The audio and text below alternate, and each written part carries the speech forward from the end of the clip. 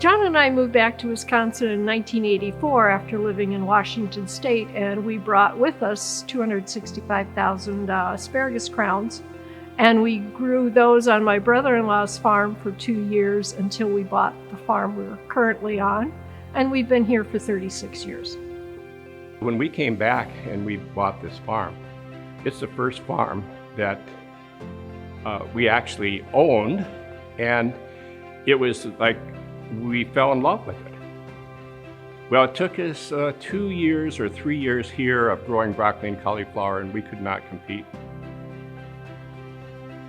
A lot of things led us to turn our farm from row crop farming to grass farming.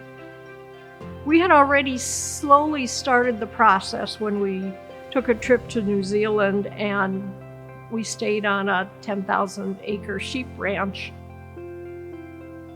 and saw how that rancher used the grass and rotated his animals, and it kind of encouraged us that we could do that too. The idea of rotational grazing is rest, move them, rest, fire, whatever. Come back, you got really lush pastures. Makes perfect sense to let the cattle do the harvesting and the cattle do the fertilizing, and we just manage the operation. We knew we wanted to turn our farm into all grass, and then we had to decide, well, what kind of animal is going to eat this grass? And we both were familiar with cattle. And we just thought, well, maybe we could use cattle to restore the wetland late in the summer when it got dry.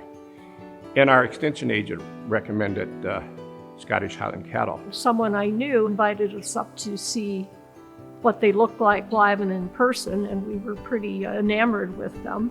Of course, you get the cattle, and it's like little kittens. You fall in love with them.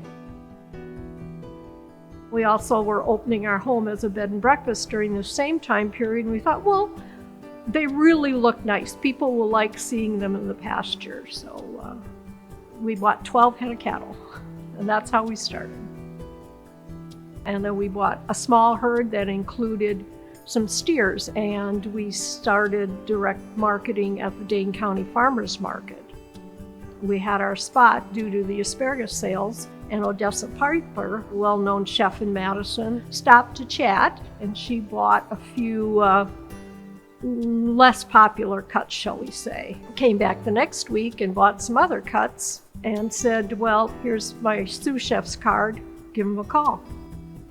He came out to the farm, and we talked about how we were farming, and that's how it started. But in that process, what we learned was to be a good farmer, you've got to understand your customers, your client. They were buying more than our beef. They were buying our land ethic, so to speak.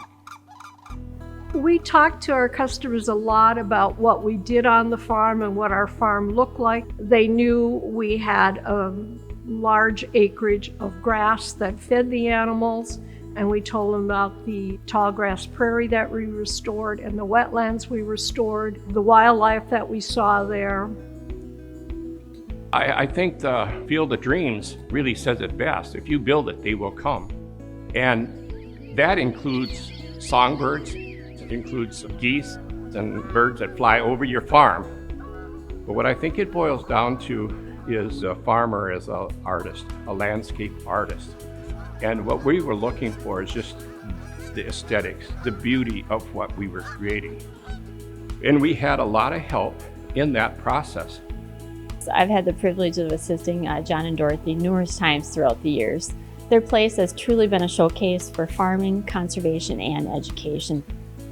For me, one of the more exciting practices and projects that we've done with the Priskes is probably the combination between their rotational grazing system and their barnyard setup. They were constantly tweaking at it. It was quite challenging, constantly changing, innovative. I felt like that was probably the most rewarding. When I think back when we first moved here, the entire farm was one cornfield, and I mean the entire farm. Now the cattle fit in well with the wildlife. We always set aside at least one paddock that we wouldn't graze during the nesting season. John and Dorothy have a great ethic for the land, and one of their greatest other qualities is their passion for sharing that with whoever is interested in hearing their story. I feel really proud of what Dorothy and I have accomplished. We both have an appreciation for wildlife and feel strongly that the most productive piece of an acre or two of land is not necessarily a crop production. We need to take care of the wildlife. We need to provide habitat and food for them. And nothing gives us greater pleasure than to see a flock of geese or a flock of cranes landing on our wetland area.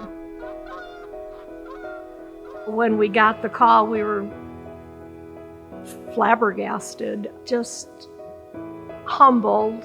And it was like dead silence on the phone. I couldn't say a word. I was in tears. Literally, there you go. Very emotional.